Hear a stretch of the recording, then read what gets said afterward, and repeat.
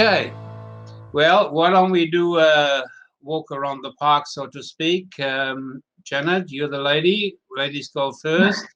Would you like to give yourself the 1 to 2 minute introduction? Thank you. Yes, so I am Janet McNeil from McNeil Real Estate in Mornington, Victoria. And I've been invited, obviously, by Uber to just do a little bit of a briefing on what's happening in Victoria in relation to landlords and tenants. Yeah, so the weather's been nice today. Yeah, and you run an agency and you do both sales as well as rentals. Is that right, Janet? Yes, yes, we do. Residential sales and property management, yes. Fantastic. Excellent. David, welcome. Thank you, Uber, and it's a pleasure to be here again. Thank you for the invitation. I'm obviously David Forrest, First National Cairns Central, and I'm the chairman of the First National Network across Australia. And I'm based up here in Cairns, in Queensland. And interestingly enough, I just got rid of my hoodie to be on this tonight because it's freezing up here. You're joking. Yeah, it's about 28, 29, and we're freezing. Oh, okay. Okay. Yeah, yeah. I was expecting you to rub it in. I was just waiting for that. 28 and 29. I think we had a lovely 6 degrees overnight, and at the moment I would hazard a guess around 10. So a bit colder than you up there. All right, the stragglers are still coming in. We've got 2 people on live at this stage, so welcome to the people on Facebook Live as well. Without any further ado, so the way that we have this planned is that each person will give an overview over their respective states. What is the latest and greatest on the legislation, on the measurements that have been announced, and maybe some anecdotal evidence and stories. After that, that should take about 10 minutes. After that, we open it up for questions. Lenny will field those questions and we'll put them into the chat. So for the people that have the eyes on link and are in the chat room, sorry, are in the video conferencing room, on the right-hand side, you will find a tick box or click box that has got a couple of lines that says chat. Through that, the chat window can be opened. And if I can ask everybody to mute themselves once they have entered the chat room, that would be great, because that way we don't get so much feedback. All right, ladies before gentlemen, Janet, stage is yours. Thank you. Okay. One of the biggest things that's changed since we did last speak was rent negotiation. At that point was, sort of a recommendation rather than the requirement. So that's now come in. And another important thing about the rent reduction, which again, initially we thought that if you had a rent reduction, sort of a recommendation rather than the requirement. Sorry. So that's now come in. And another important thing about the rent reduction, which again, initially we thought that. Yep. 6. Sorry. Yep. Okay, I'll go. So the other thing that taking on that rent reduction was that we believed that if you agreed on a reduction of rent, that the tenant would have to then pay that back at the end of the agreed term. In fact, no, they're now not required to do that. And a landlord can ask a tenant to defer payments to a later date rather than reduce the rent amount, but the tenant doesn't have to agree to that if it doesn't suit their financial situation. So rent reduction is for a set period of time, and after that period of time, rent will revert back to the original lease agreement.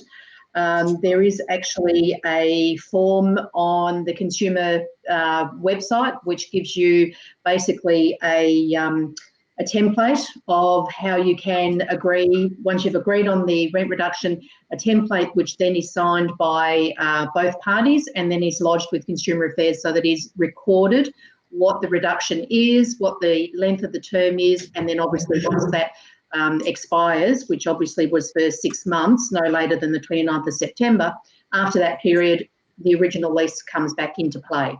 So that is, I think, something that's important that, you know, originally, obviously, from a landlord's perspective, you felt that you would be able to recoup that amount of rent at the end of the 6-month period, but it seems that, no, you won't. And tenants.vic.org.au has a example letter for a tenant to use to write to a landlord or an agent requesting a reduction in that rent. They also do obviously have to actually prove that their income has dropped so that they're not in a position where they can pay the full rent. They can apply for that rent relief grant still, which is up to $2,000. Again, there are requirements around that. They have to again prove to the government that they have A, reached a rent reduction agreement with their landlord, B, that they've got less than $5,000 in savings, and that their rent will be at least 30% of their income. So if all of that's been agreed to and lodged and so forth, then they can apply for that rent relief grant. And that rent relief grant will actually be paid directly to the landlord or their agent if they've got a managing agent. The other sort of relief for a landlord, I guess, they don't really have a lot. They can go to their bank. They are recommended by the government to contact their insurance and find out what the insurance company will cover, and also to go to their bank, so their mortgage provider. Now, as we mentioned last time, if they do go to the bank is allowing people to stop making payments for up to 6 months.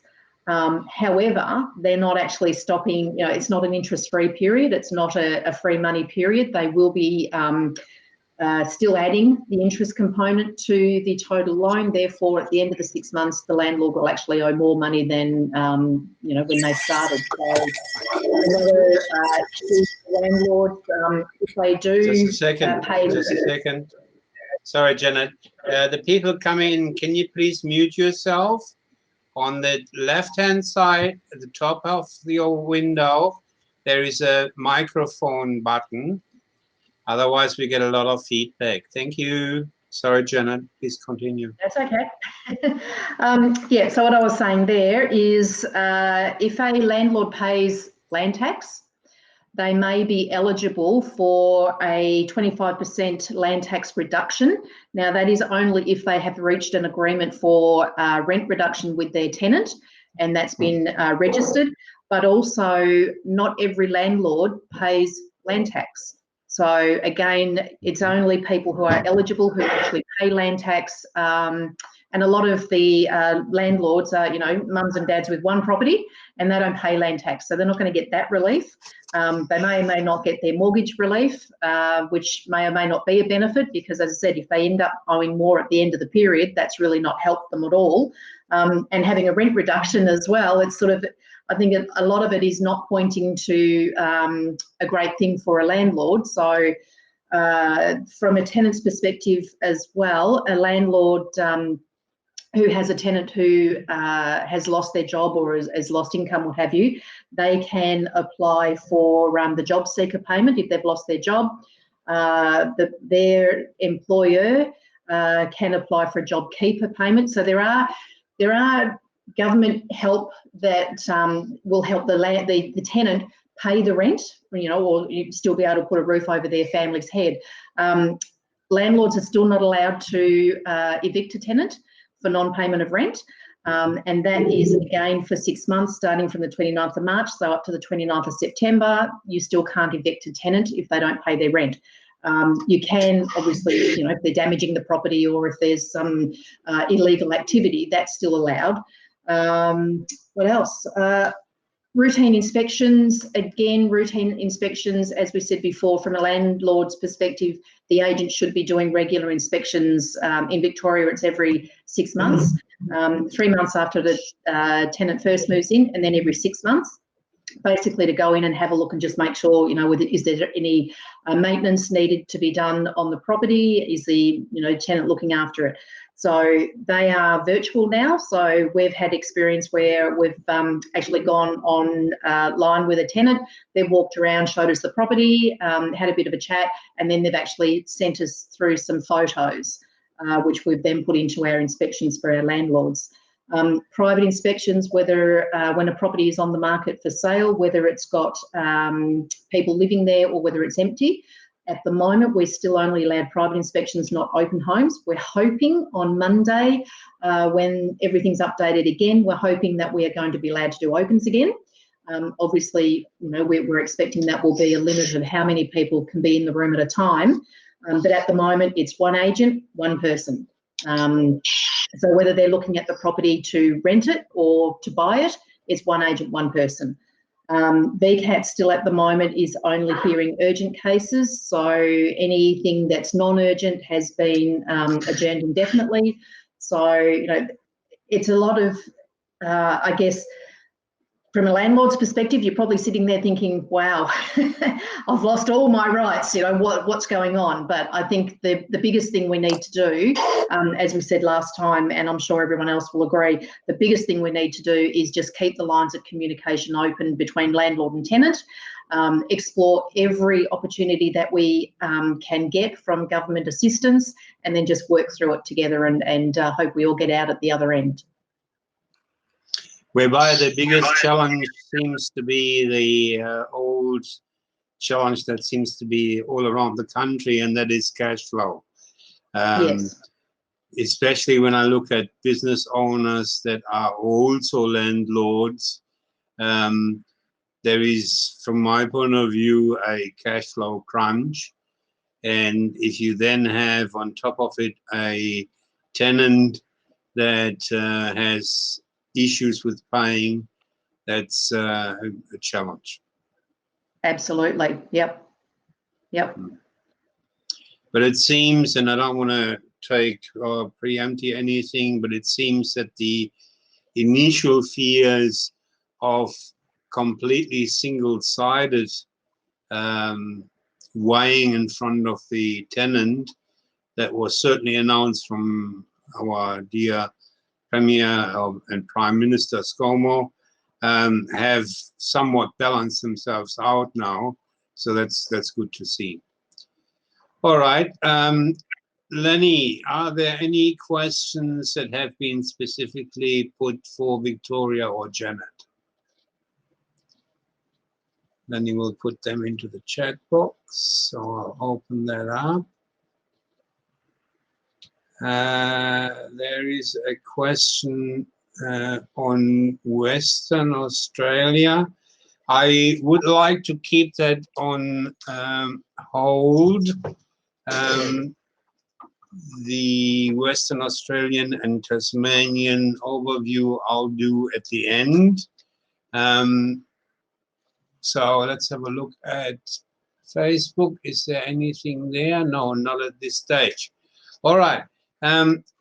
Facebook, people on Facebook, and also here on the Eyes on conference, if questions still come up, then do put them into the chat or into the comments window at Facebook. Lenny, if you can send Stephanie Kleinhans again the link, she still can't get him. That would be appreciated. Thank you. All right, David, why don't we go and take a tour into sunny Queensland? I don't mind 26, 27 degrees. Yes, it's lovely up here, although it's been a bit wet. Look, in terms of changes of legislation, there has not been a lot since we last spoke.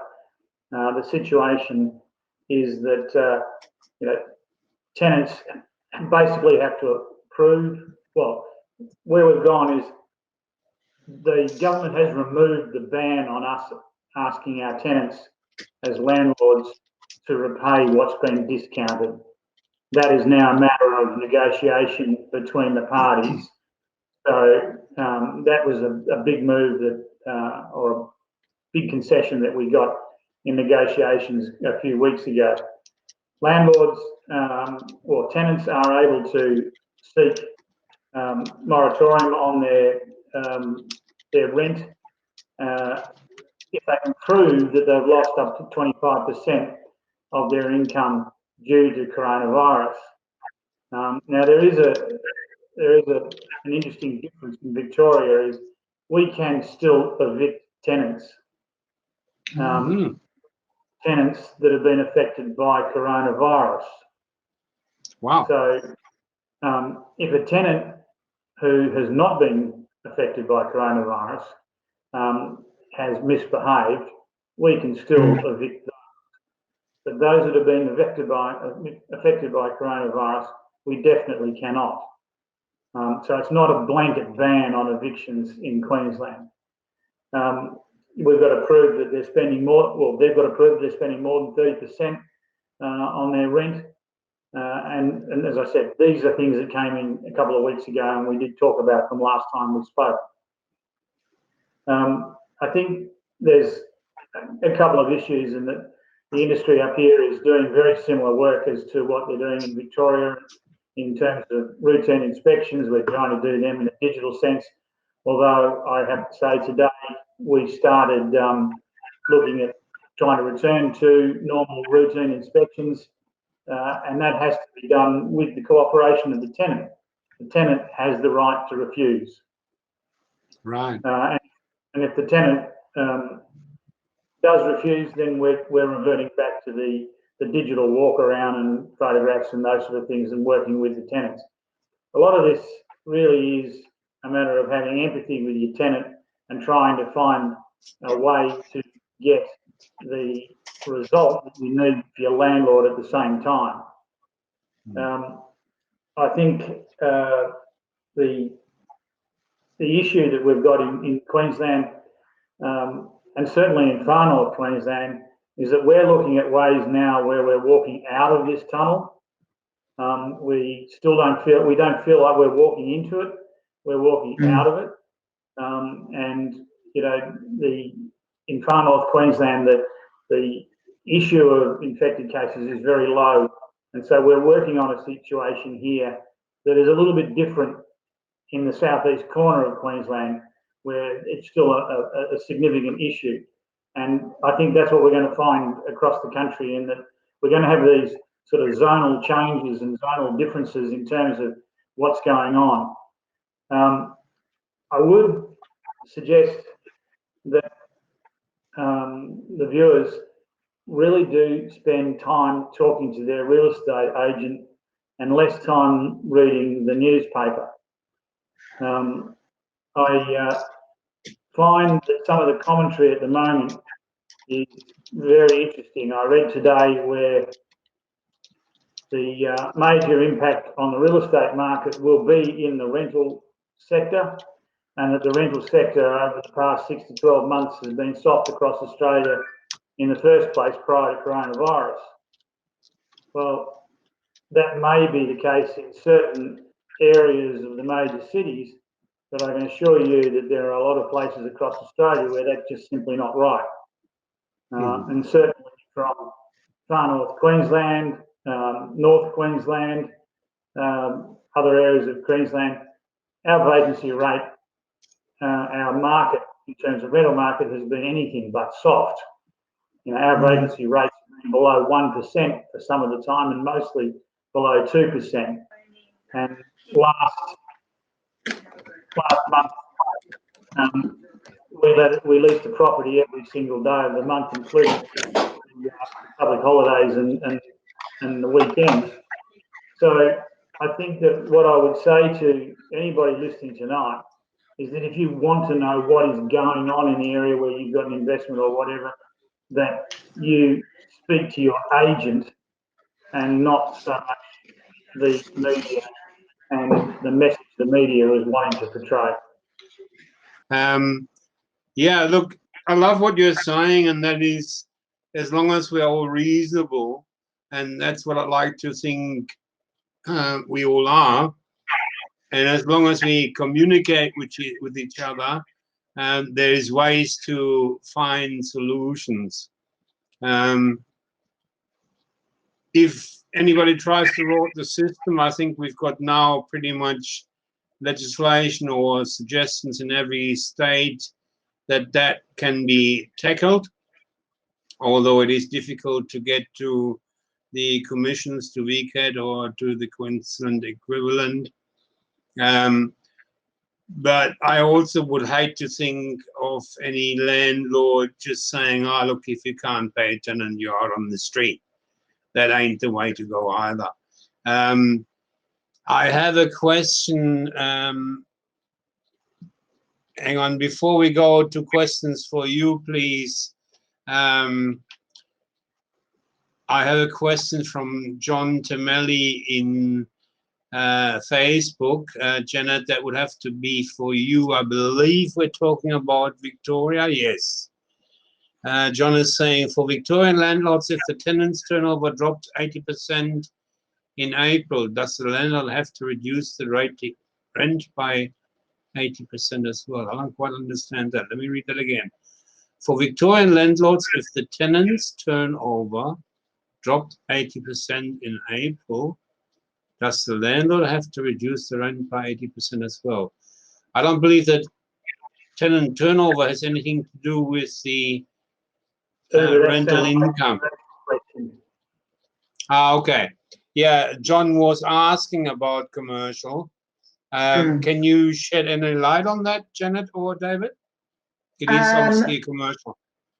Yeah, it is commercial. I don't do the commercial, but my understanding is that even in a commercial situation, a tenant has to prove hardship and they have to negotiate with the landlord. But they have to go through all the JobKeeper and the job seeker and the government grants and everything first before they can prove whether or not they can, pay the rent. Yeah. Yeah, we've looked at a few of these, and just to add to what Janet's saying, rather than suggest that it's not correct, it is correct.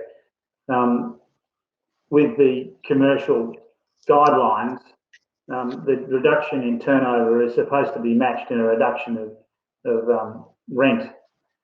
And you're quite correct, Janet, in that there has to be proper documentation to demonstrate that that has happened, and more importantly, that it's happened due to coronavirus. Corona. Okay, we've recently had one apply and they failed to tell us that they'd closed the business for renovations. Okay, so you do have to have, it has to be because of coronavirus, and a minimum of the discount in rent has to be a waiver. Sorry, a minimum of 50% of the discount has to be a waiver, and the balance be paid back. And I've really forgotten the actual terms of the payback. The terms of the payback are negotiated over a period of time depending on the remainder of the lease. So that sounds like a commercial question to me, and I hope that's been helpful. Yeah. Thank you. Yeah, that's fantastic. Thank you, David. That again just shows the width and breadth of knowledge that we've got on the panel. Fantastic.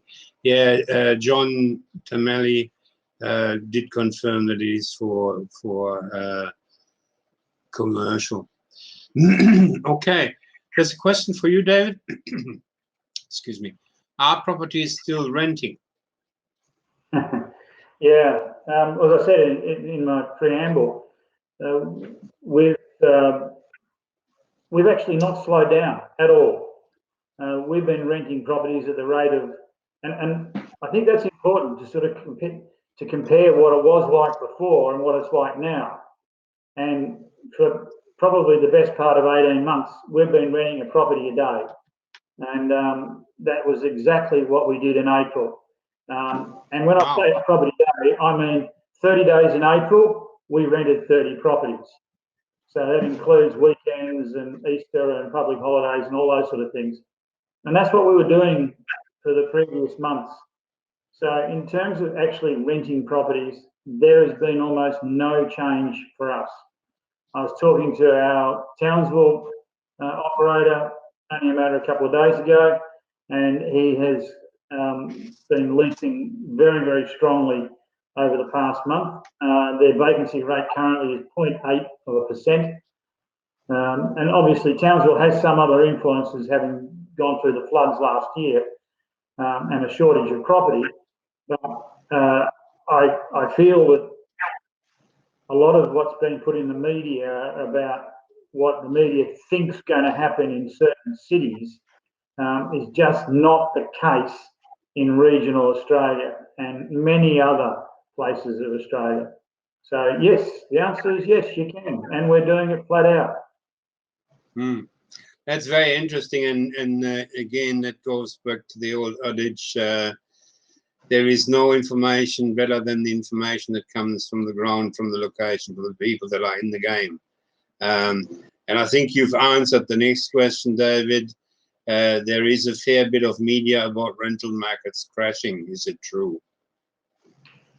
Well, I mean, from what I've read is they're actually saying it looks like it will crash. And, you know, I always love it when the media decides that they're going to pull out their crystal ball.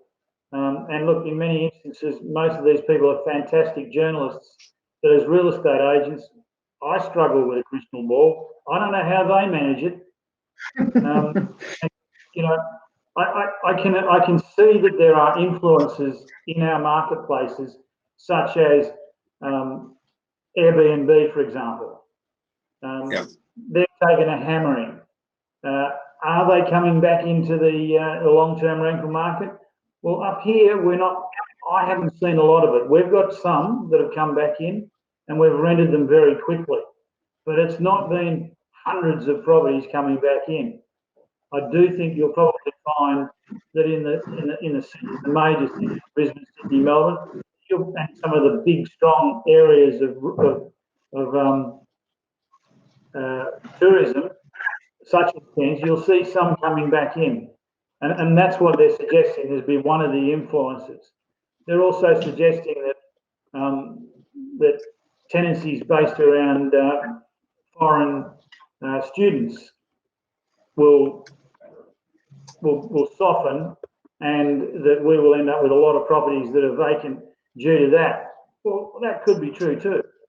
But I kind of feel that we need to look at the issue when we see the issue actually happening, rather than sort of hoping and praying that we'll sort of end up in doomsday soon.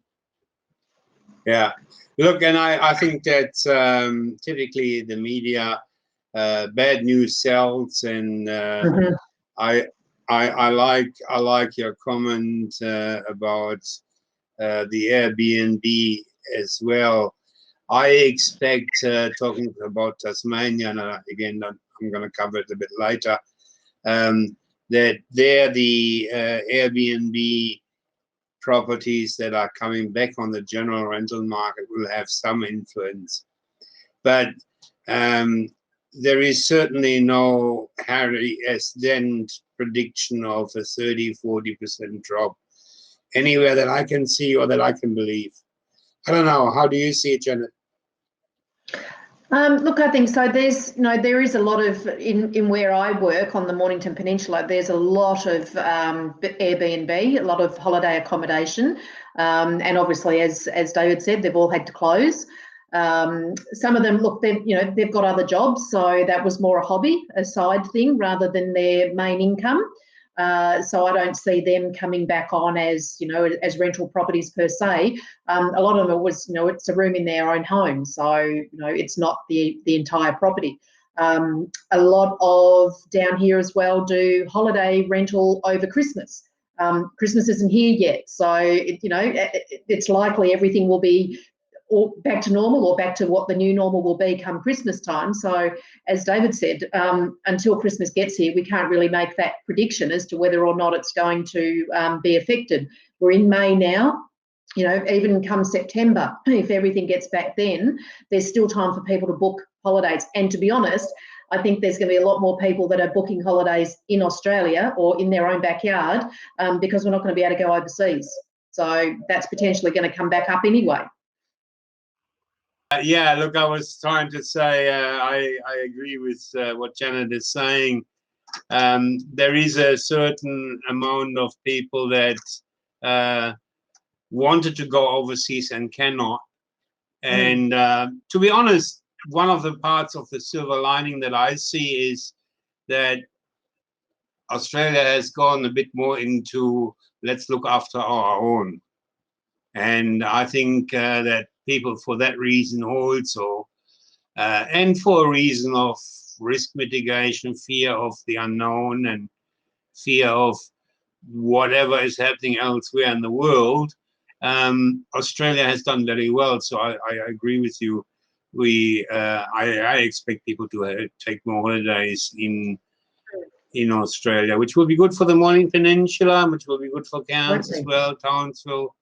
Yeah, Luke is just saying, I agree, Janet, let's hope we see a boom in domestic travel.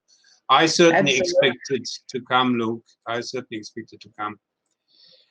All right, can you put the next question through, please, Lenny? Let me open the chat panel. I'm multitasking, which is pretty difficult for a bloke like me. Okay, do the government guideline restrict the operation of leasing property? I'm not sure where is that, which area is directed to. Do the government guideline restrict the operation of leasing property? I put it up to the panel. Yeah, please, David. I suppose the government guidelines, of course, restrict some of the operations that we do. They're saying unnecessary contact, and some of that is routine inspections. But interestingly enough, Queensland have just announced that they're opening up restrictions on open for inspections. And oh wow! This weekend we will be conducting open for inspections again. We're allowed a maximum of 6 people in the property at any one time, including the agent. We have to maintain 1.5 metres from each individual, and we can't have more than the 1 person per 4 square metres. But and this is one of the reasons why I'm saying that we feel like we're actually coming out of the tunnel, not entering it still, in that these guidelines are less restrictive now than they have been, and even with the restrictions, though, we were able to operate pretty close to normal, and I suppose the results really speak to that. Sounds good. Sounds good. Yeah, look, I think we are on the mend, and again, that is state by state. So yeah. Okay, so all good for David. No more questions for Queensland. I might then, hello Reggie, he's on as well. That's excellent.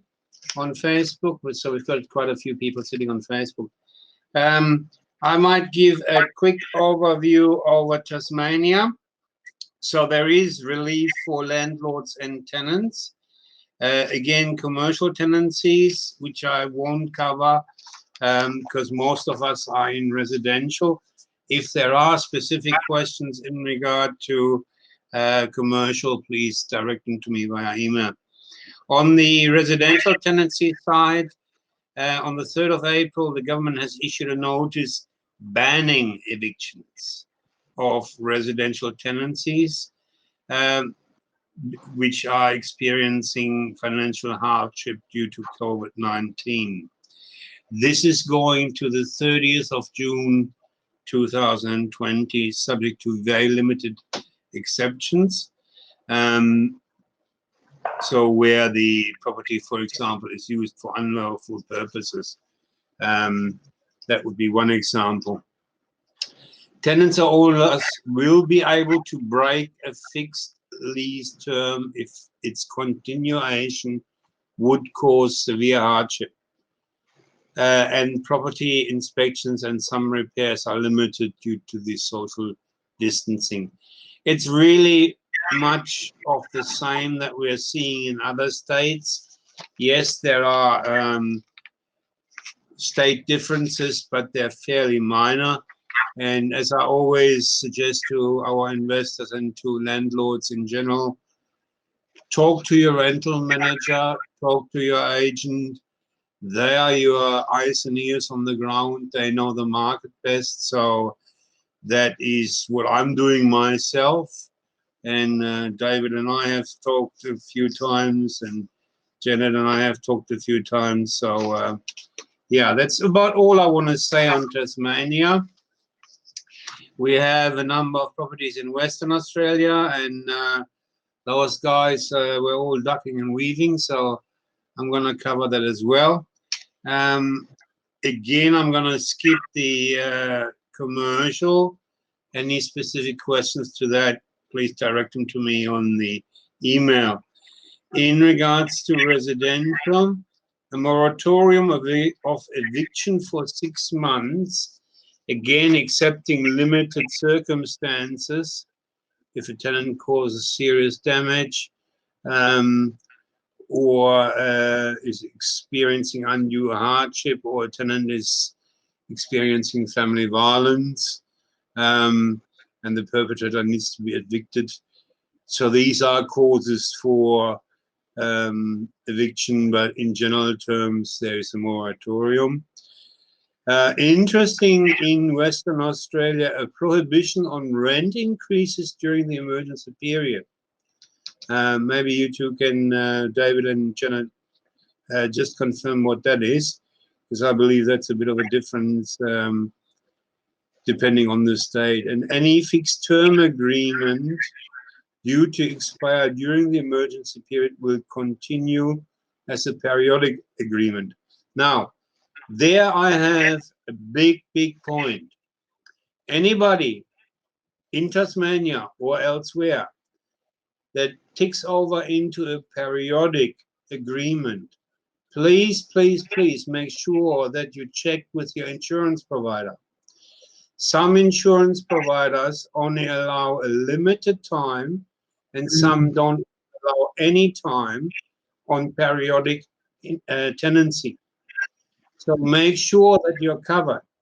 That is potentially an anomaly in Tasmania, that if I have an insurance as a landlord that does not cover periodic tenancy and I can't do anything else, well, that makes for interesting times. So that's a tip from the trenches. Please do check with your insurance if your property goes into, if your rental goes into periodic. Another point is relieving lessors of the obligations to conduct ordinary repairs if the reason they cannot be done so is COVID-19 related financial hardship or a lawful restriction on the movements. That's an interesting clause in regards to giving the landlord also a bit of flexibility if they were to experience financial hardship by having to do a repair. So there's a bit of leeway both ends. And the last point is enabling tenants to end a fixed term tenancy before the end without incurring a break fee, whereby damage and rent arrears are still payable. Now, a lot of people have been asking me, well, look, will we be experiencing big turnovers in tenants? And I think exactly the opposite is true. So I don't have any specific questions at the moment anymore. So what I want to do is invite a last round of questions, if there are any. And otherwise, we'll go to the closing words from each panel member. I can see that I've got Mark here on the call. Mark, can I put you on the spot? Do you want to say anything?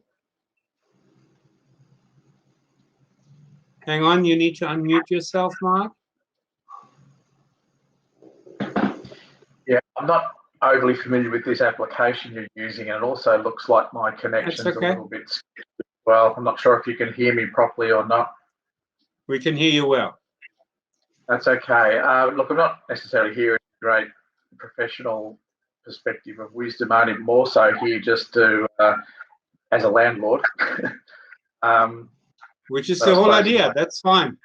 Yeah, that's what I'm here for. So, no, I was interested in if there were any instances of or need to handle situations where residential tenants have taken it upon themselves to take advantage of this situation and feel like, oh, gee, probably get away with not paying rent, and around, obviously common sense suggests that yes, if they've suffered hardship, will be reasonable and prove it, but what constitutes proving hardship, I suppose?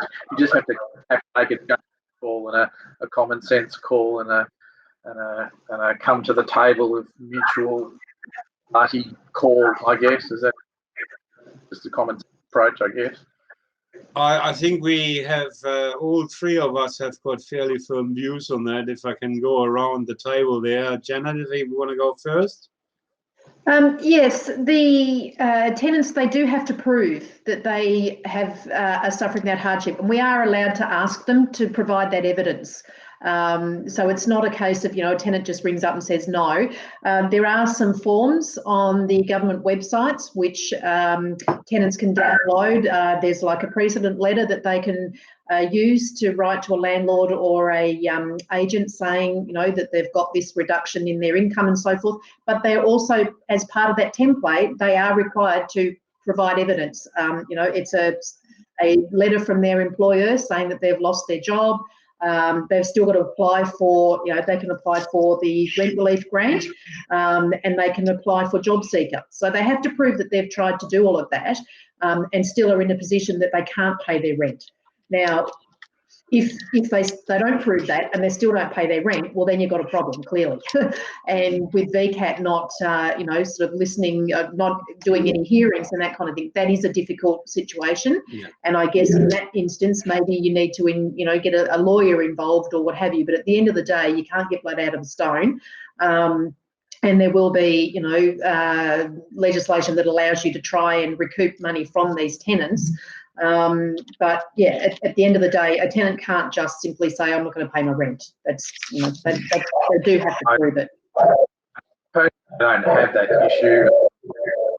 You heard from agents or tenants, and the rent income just keeps coming in, and also fortunate from my own personal and business perspective. No cash flow issues, I have no business issues. I'm just sailing along as flat out as I always have been. So fortunate from that perspective. I was more just curious, if anything else, if an issue like that did crop up, or if it was for others, what do they do? What do they do? So, David, what's your views on that? Yeah, look, thanks, Mark, for that question. It actually, from recollection, you had two parts to that collection. Have we seen people rorting the system? Damn right. That's an absolute. I got a cracker a couple of weeks ago. A tenant in the CBD of Cairns, in one of the high-rise apartments, rang up and said, it's not much fun living in CBD of Cairns anymore because all the bars and restaurants have closed down. The city of Cairns at the moment is like a ghost town. And because he wanted a reduction in rent, we advised him not much fun living anywhere in Australia at the moment, and that she needed to pay her rent. But, that's just one of the, and I'm sure every real estate agent's got anecdotal stories about how tenants have tried things on. But the important part in this is, yeah, they absolutely have to prove, and I'll just reinforce what Janet said, they absolutely have to prove that they are unable to pay rent because they've been affected by something that's come into their life via coronavirus. They've been sacked, their businesses closed down or whatever. And we, most of the REIs publish forms for tenants to fill in. I know we insist on getting a certificate of separation if they've been sacked. We want clear evidence of the fact that they've been affected by coronavirus before we'll even talk to our landlord. Yeah, look, and again, that comes back to the reasonableness, I think. We also have a few other guests on the eyes on, so I cannot tell who is generous purpose, but Diana, Ruan, Mark, Max, if there are any other questions, feel free to shoot them through in the chat box. I had another one here for Geraldton. Rental request received from our Geraldton property for reduction. Reduction given for fixed 6 months. What do I do now? Well, I don't mean to be funny, but sit it out. That's really all you can do. Talk to your rental manager. It is very interesting. In the current legislation and current releases of the guidelines and rules, it doesn't say anything what happens to the foregone rent, whether, as in Queensland, 50% have to be, I guess, borne by the landlord and 50% have to be made up later on. That's commercial. Ah, that's commercial. Yeah. So let's just clarify that in Queensland for resi. In residential, it's a matter of negotiation. The government was trying to make it that you could not recover it. Yeah. But they have backed down from that, and now it's a matter of negotiation. Okay, thank you. Janet and Victoria? Here it's negotiation, and you can't claim the reduced amount. It's not a deferral, it's a actual reduction. So a couple of weeks ago, we were thinking that we would be able to claim, you know, the amount of the reduction and add that to their rent later, but it's been agreed that no, you can't. And one other thing that you mentioned, Uwe, before, in Victoria as well, it is the same. There is rent has been frozen for that 6 months period. So from the 29th of March to the 29th of September, no rent increases either. Okay. Okay. There's one more question that came through. Lenny, can you let me know which area that was directed to? The question is, do I hold or try to sell whilst I still have a tenant?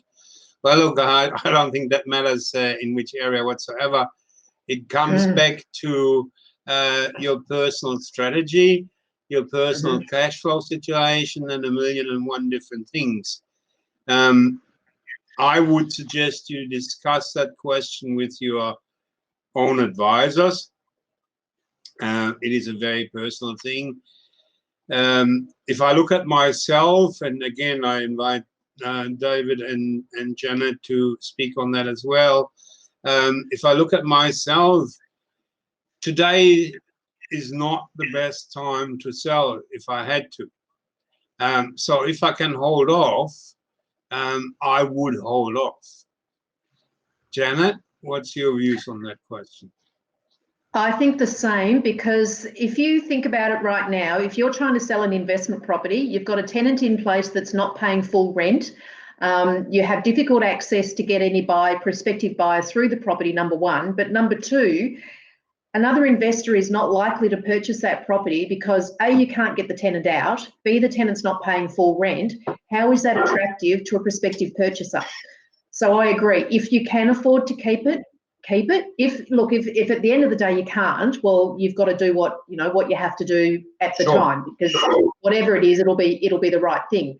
But if you are in a position where you can manage a bit longer, The other thing that concerns me is that I think at the end of this 6 months, when a lot of people have had their mortgage deferred, and then at the end of that 6 months, they now owe more money, I feel that that's when there's going to be a little bit more stress on landlords, especially if they don't have an income. You know, their job's been affected, their tenant's not paying, their mortgage now is more than it was before. That's going to be a stressful situation. That's when a lot more properties are likely to come onto the market, in my opinion.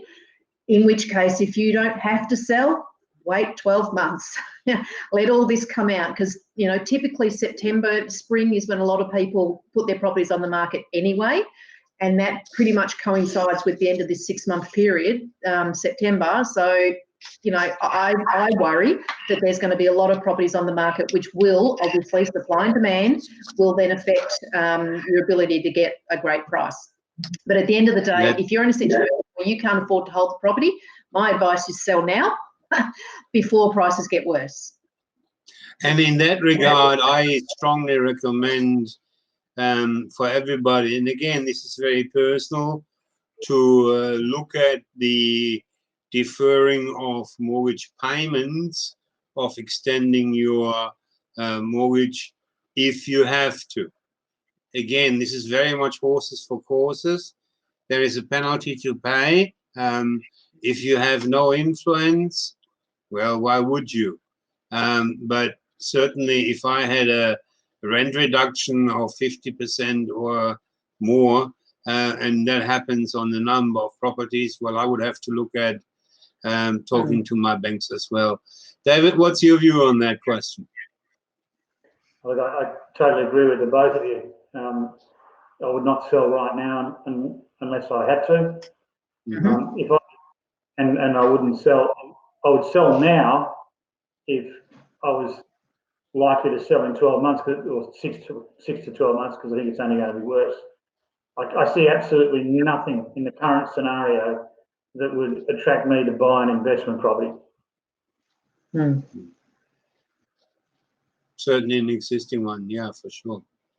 Yeah, it's just simply also for excess reasons. It's just too hard. So if you can hold on. And if that means that I need to talk to my bank about a deferral of my mortgage, my understanding is the banks are quite welcoming on that.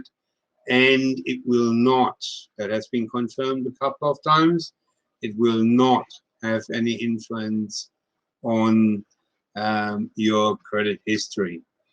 I have one more question here. What's this?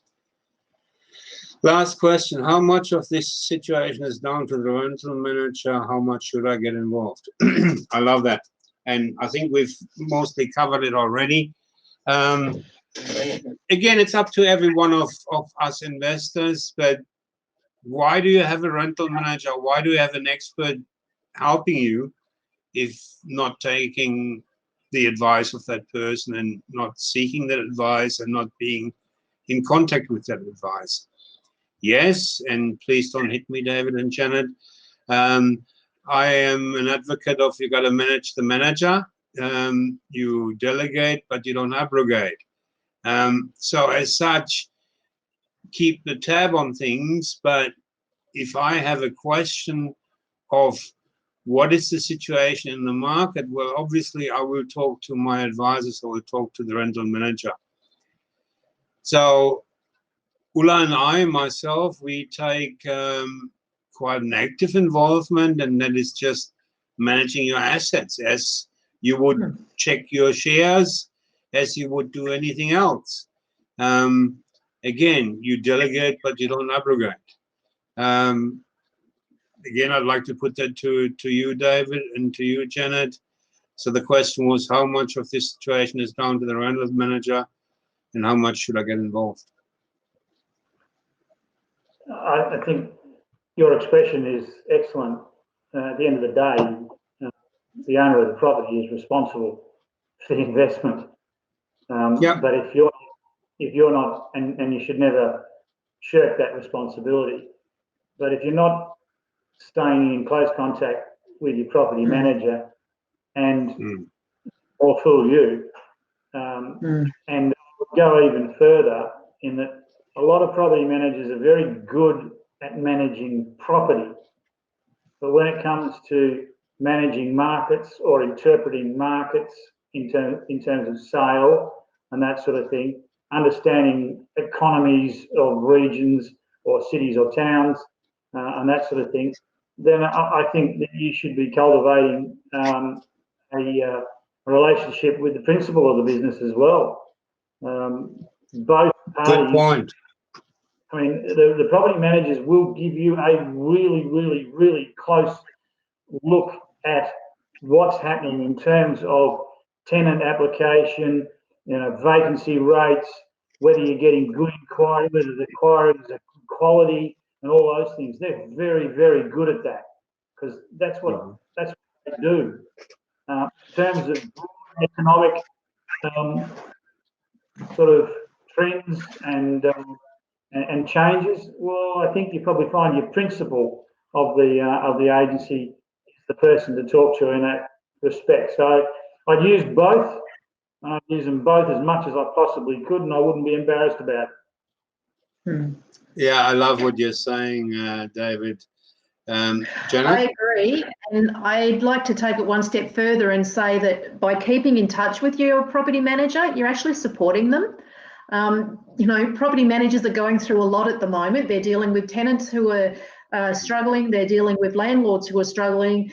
Their income's probably dropped because if you have had a rental reduction, then the commission into the office has dropped. So there's a lot of stress on a lot of people. And I think if a landlord, not an unreasonable landlord, but someone who's, wanting to just keep in touch, keep their finger on the pulse and let their manager know that they're with them and they're supporting them, they'd like to help their tenant as much as they can. I think that is also, it's all part of that lines of communication and just making sure that everyone is on the same page and supporting each other. And obviously, if you are talking to your property manager, you're actually going to be on top. If things change, they're going to change quickly. And if you're in good contact with your property manager, you're going to know straight away. It's not going to be you're not going to be the landlord who they get to in a week's time. They're going to ring you straight away.